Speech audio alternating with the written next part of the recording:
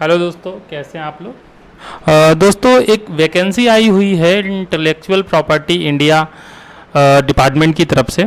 जैसा कि आपको पता है, ये डिपार्टमेंट है for the promotion of industry and internal trade. 553 post के लिए वैकेंसी आई हुई है। और हालांकि ये जनरल वैकेंसी तो नहीं है, कोई रेगुलर वैकेंसी तो नहीं है, कुछ स्पेसिफिक डिग्री जो होगी जिनके पास वही भर पाएंगे। फिर भी हम इसके बारे में थोड़ा सा डिस्कस करेंगे, क्या नोटिफिकेशन में ख़ास है, जो उसकी मुख्य मुख्य बातें हैं। जैसा कि आप देख सकते हैं यहाँ पे इसकी ऑफिशियल वेबसाइट पे यहाँ पे शो कर रहा है रिक्वायरमेंट नोटिफिकेशन 2023, ठीक है, for 553 post of examiner of patents and design, ठीक है। तो ये पोस्ट है ग्रुप ए लेवल की गजेटेड ऑफिसर की पोस्ट है, काफ़ी अच्छी पोस्ट है। तो इसके बारे में हम बात कर लेते हैं। और इसका जो नोटिफिकेशन है ऑफिशियल, ये पहले ही मैंने डाउनलोड कर रखा है और यहाँ पे पॉइंट्स मैंने हाईलाइट कर रखे हैं। तो ये नोटिफिकेशन आप ऑफिशियल वेबसाइट पे जाके खुद से भी डाउनलोड कर सकते हैं, कोई प्रॉब्लम नहीं होगी आपको। और देखिए, सबसे इस वैकेंसी की खास बात क्या है वो अभी आपको पता चलेगी 2 मिनट में। मैंने लिखा है ना कि मात्र 4 महीने में अधिकारी बनने का मौका, तो मैंने ऐसा क्यों लिखा है ये बात आपको अभी क्लियर हो जाएगी। सबसे पहले देखिए कि आप वेबसाइट नोट कर लीजिए, आप ऑनलाइन अप्लाई कैसे करेंगे। केवल ऑनलाइन ही अप्लाई करना है। वेबसाइट है www.qcin.org। इस वेबसाइट पर जा कर के आप डाउनलोड कर सकते हैं, अपना अप्लाई कर सकते हैं ऑनलाइन फॉर्म। एग्जामिनेशन फीस जो रखी गई है, देखिए 1000 है जनरल कैटेगरी के लिए, और ओबीसी कैटेगरी के लिए 1000 फीस है। अगर आप एससी या एसटी कैटेगरी में आते हैं, फिजिकली हैंडीकैप्ड कैटेगरी में आते हैं, या वुमेन फीमेल कैटेगरी में आते हैं, तो फिर उस कंडीशन में आपको 500 रुपीज़ ही पे करने होंगे, ठीक है। तो 1000 रुपीज़ जनरल कैटेगरी में, ओबीसी कैटेगरी में है, बाकी स्पेशल कैटेगरी में है तो 500 रुपीज़ आपको देने होंगे। रिलैक्सेशन कंसेशन, जो भी एज रिलैक्सेशन है, अगर किसी को एज रिलैक्सेशन चाहिए, रिजर्वेशन चाहिए, तो उसकी जो कट ऑफ डेट होगी ना, तो इस एप्लीकेशन की जो लास्ट डेट होगी सबमिशन की, वही कट ऑफ डेट होगी। तो सारी डेट आप उसी से मैच करेंगे, ठीक है। तो अभी हम थोड़ी देर में देखते हैं क्या लास्ट डेट है सबमिशन की एप्लीकेशन की। वैकेंसी के बारे में देख लेते हैं। ग्रुप ए गेजेटेड लेवल की वैकेंसी है, नॉन मिनिस्टीरियल लेवल 10 की वैकेंसी है, तो अच्छी खासी पेमेंट भी है इसकी। अब देखिए, अब यहाँ पे आपको पता चल जाएगा कि मैंने ऐसा क्यों लिखा था कि मात्र 4 महीने में अधिकारी बनने का मौका। जो इसकी इम्पॉर्टेंट डेट है, इस पे आप थोड़ा सा फोकस करें। देखिए, जो ऑनलाइन एप्लीकेशन प्रोसेस स्टार्ट है 14 जुलाई से, आप देख पा रहे होंगे। लास्ट डेट क्या रखी गई है, लास्ट डेट रखी गई है 4 अगस्त। उसके बाद देखिए, एडमिट कार्ड प्री एग्ज़ाम होगा, तो उसका एडमिट कार्ड आपको 14 अगस्त से डाउनलोड कर सकते हैं। जो प्री का एग्ज़ाम है, ठीक है, जो प्री एग्ज़ाम है वो है आपका 3 सितंबर 2023। 3 सितंबर को आपका प्री हो जाना है। 13 सितंबर को आपका रिजल्ट आ जाएगा। देख रहे हैं आप, हर चीज़ स्पेसिफाई कर दी गई है। 3 तारीख को आप एग्ज़ाम देंगे, 10 दिन बाद आपका रिजल्ट आ जाएगा। उसके बाद 5 दिन के बाद आपका मेंस का एडमिट कार्ड रिलीज हो जाएगा। 18 तारीख को, 18 सितंबर को आपका मेंस का एडमिट कार्ड रिलीज हो जाएगा। 1 अक्टूबर को आपका मेंस का एग्जामिनेशन भी हो जाएगा। 1 अक्टूबर को आपका मेंस का एग्जामिनेशन भी हो जाएगा। जुलाई में फॉर्म स्टार्ट हुआ, अगस्त में लास्ट डेट हुई फॉर्म भरने की, सितंबर में एग्ज़ाम हुआ, अक्टूबर में मेंस एग्ज़ाम, यानी टाइम नहीं है आपके पास। उसके बाद देखिए, ठीक 15 दिन बाद 16 अक्टूबर को मेंस का भी रिजल्ट आपका आ जाना है। उसके ठीक 1 हफ्ते बाद इंटरव्यू के लिए आपका एडमिट कार्ड आ जाएगा। 22 तारीख को एडमिट कार्ड आपका इंटरव्यू के लिए आ जाएगा। 11 और 12 नवंबर को आपका इंटरव्यू भी डन हो जाएगा। 11 और 12 नवंबर को आपका इंटरव्यू भी डन हो जाएगा।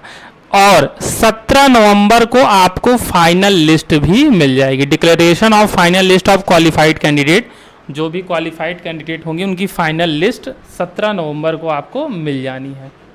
तो आप इसको देख लीजिए, अगस्त, सितंबर, अक्टूबर, नवंबर, 4 महीने ही तो हैं। इस दौरान आपका रिजल्ट भी फाइनल आपके पास आ जाएगा। तो इस स्पीड से काम हो रहा है, क्योंकि मैंने बताया कि कोई रेगुलर वैकेंसी नहीं है, इस वजह से जो है काफ़ी स्पीड के साथ काम होगा। और ये तो अच्छी बात है। देखिए, अच्छी बात है कि अगर एक निर्धारित समय के अंदर आपके पास सारी चीज़ें स्पेसिफाई हैं कि कब मुझे एडमिट कार्ड मिलेगा कब, तो यही तो होता है ना ग्रुप ए लेवल, इसी को तो कहते हैं, यही है ग्रुप ए लेवल का जो है स्टैंडर्ड। ठीक है, आइए कुछ अन्य बातों पे हम देख लेते हैं क्या इंपॉर्टेंट चीज़ है। इस वैकेंसी के बारे में देख लीजिए। अब देखिए किस किस फील्ड में ये वैकेंसियाँ हैं। बायोटेक्नोलॉजी 50, बायोकेमिस्ट्री 20, टोटल की बात कर रहा हूँ, बाकी ब्रेकडाउन भी दिया है, आप देख लीजिएगा अगर आप कैटेगरी में है। Food technology 15, chemistry 56, polymer science 9, biomedical engineering 53, electronics and communication सबसे ज़्यादा इसी की है 108, इलेक्ट्रिकल इंजीनियरिंग 29।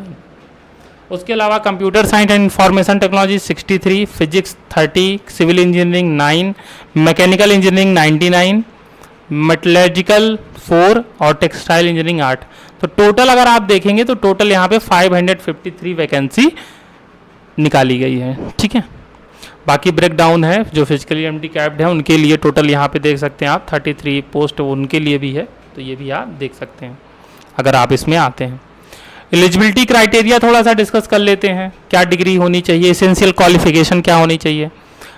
बायोटेक्नोलॉजी में अगर आप फॉर्म भर रहे हैं तो आपके पास मास्टर डिग्री होनी चाहिए, बायोटेक्नोलॉजी में हो, माइक्रोबायोलॉजी में हो, मॉलिक्यूलर बायोलॉजी में हो, बायोफिजिक्स में हो या इसके इक्विवेलेंट कोई डिग्री, लेकिन मास्टर डिग्री। बायोकेमिस्ट्री में भी मास्टर डिग्री होनी चाहिए।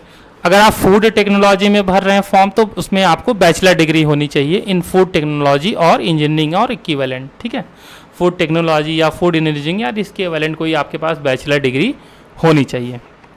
केमिस्ट्री में मास्टर डिग्री इन केमिस्ट्री हो या फिर bachelor degree in chemical technology हो।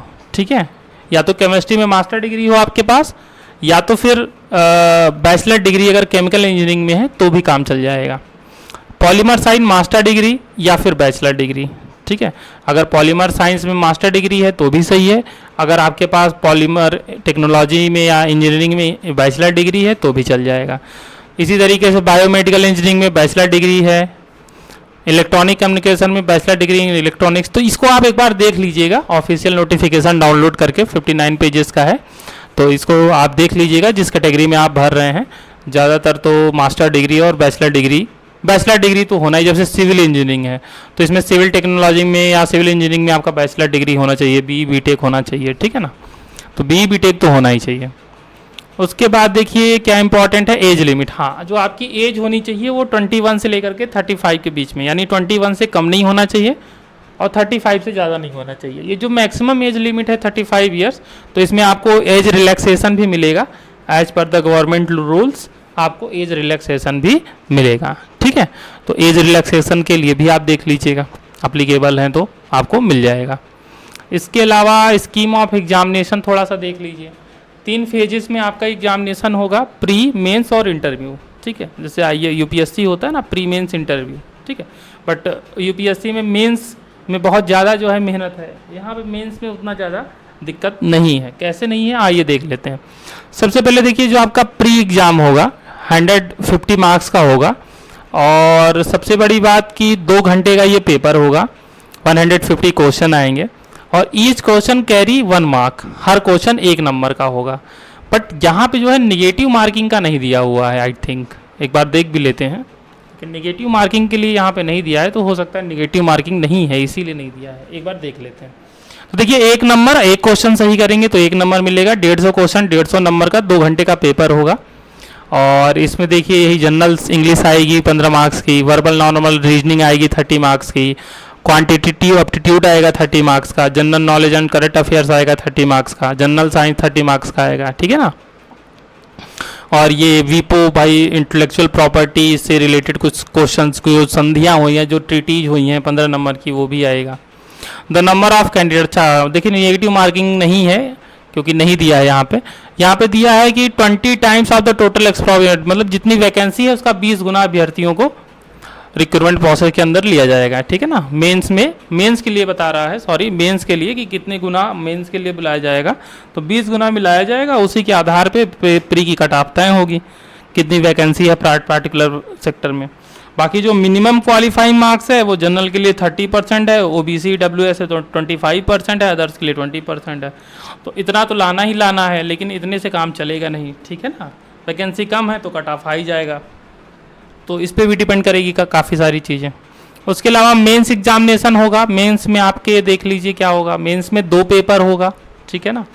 पेपर जो 1 होगा वो OMR बेस्ड होगा, पेपर 2 जो होगा वो डिस्क्रिप्टिव आंसर राइटिंग होगा। पेपर 1 में 100 क्वेश्चन आएंगे और पेपर 2 300 मार्क्स का होगा, ठीक है।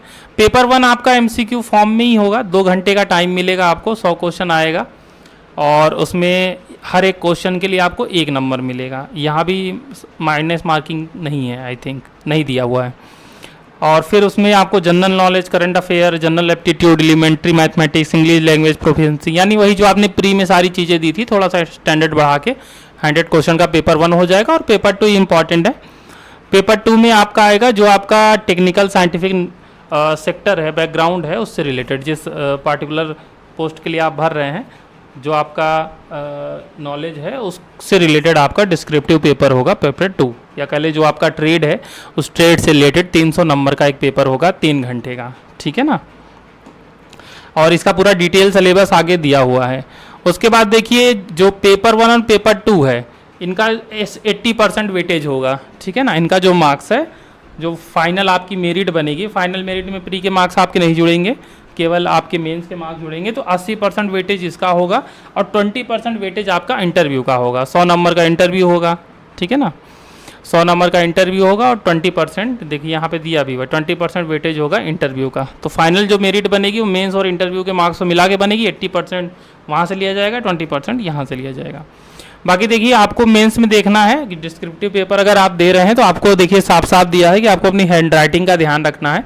अगर हैंड राइटिंग ज़्यादा ख़राब है तो उसमें जो है आपका वो कट भी सकता है, उसको इनकरेक्ट ट्रीट किया जाएगा। तो हैंड राइटिंग में भी फोकस करना है कि जो भी आप आंसर लिख रहे हैं वो एग्जामिनर को अच्छे से समझ में आना चाहिए, तभी आपको नंबर मिलेंगे अच्छे से अच्छे, ठीक है ना। और 5 टाइम्स द टोटल, ये दिया है कि इंटरव्यू के लिए कितने बच्चे बुलाए जाएंगे, ठीक है ना। तो ये जो है कुछ इंपॉर्टेंट पॉइंट थे। बाकी आप ये नोटिस जो नोटिफिकेशन है इसको डाउनलोड कर लीजिएगा और ये पूरा आपका देखिए डिटेल सिलेबस दिया हुआ है पेपर 2 के लिए, ठीक है। तो जो भी है आपका बायोटेक्नोलॉजी है, सिविल इंजीनियरिंग है या जो भी है, तो उसमें आप पूरा डिटेल सिलेबस दिया हुआ है। तो पेपर 2 के लिए आप इसको देख सकते हैं। बाकी प्री और पेपर 1 तो सबके लिए सेम ही रहेगा, तो उसमें कोई दिक्कत की बात नहीं है। बाकी ये नोटिफिकेशन डाउनलोड कर लीजिएगा, पढ़ लीजिएगा। कोई दिक्कत आती है तो कमेंट में आप पूछ सकते हैं। हालांकि कोई दिक्कत आपको आएगी नहीं कि ऑलरेडी आप ग्रेड A की नौकरी के लिए फॉर्म भर रहे हैं, तो हमसे ज़्यादा सिंसियर आप हैं, मुझे पता है। बट आप इसे देख लीजिएगा, काफ़ी अच्छी वैकेंसी है, बहुत एक अपॉर्चुनिटी है। जो भी बच्चे UPSC या UPPSC जैसी एग्ज़ाम की तैयारी करते हैं तो उनके लिए एक बहुत ही अच्छी ये वैकेंसी है, बहुत अच्छी एक अपॉर्चुनिटी है। तो आई होप को आपको सारी चीज़ें समझ में आ गई होंगी। और अगर आपको वीडियो अच्छी लगी हो तो वीडियो को लाइक कर दीजिएगा और अगर हमारे चैनल पे आप नए हैं तो चैनल को सब्सक्राइब